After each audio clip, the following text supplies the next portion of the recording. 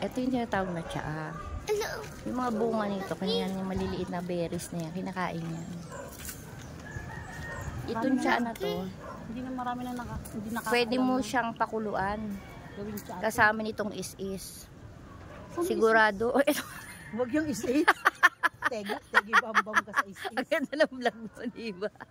Yan ang is-is, pwede to. Pag pinakuluan mo to yan, lilinis ang kaldero mo. Lilinis pati bituka mo. Oh, ayan, diba? Ang sarap niyan.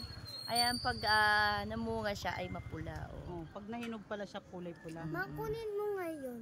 Okay na. Ito naman, ito ay kung tawagin to ay 5 fingers.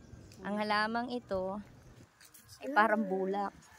Bulak mong 5 fingers? Kasi 5 fingers din ang ano eh. Oh, bulak to. Ngayon, itong bulak na to.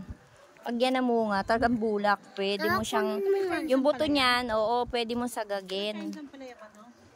Yan ang palaya talaga yan. Pwede mo tong sangagin. Yung 4 lang, ayan o. Sangagin yung buto. Laki ng sili. Pagkatapos mong sangagin yung buto, pwede mo nang gawing unan yung kanyang bulak-bulak. Ang taba ng sili. Ay! Taba? Ito. Ano ba to? Favorite ba yan? Ito ay kung tawagin na hindi natin alam. Ang gagawin natin, hawakan mo.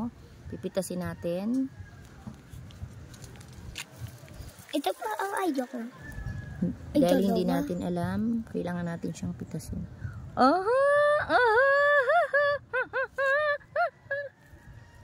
Cherry shanan, shiny Kunin mo na. shanan.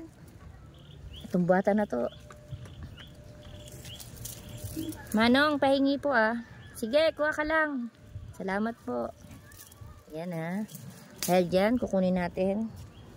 Hindi natin alam kung ano to, alamin pa natin. Okay?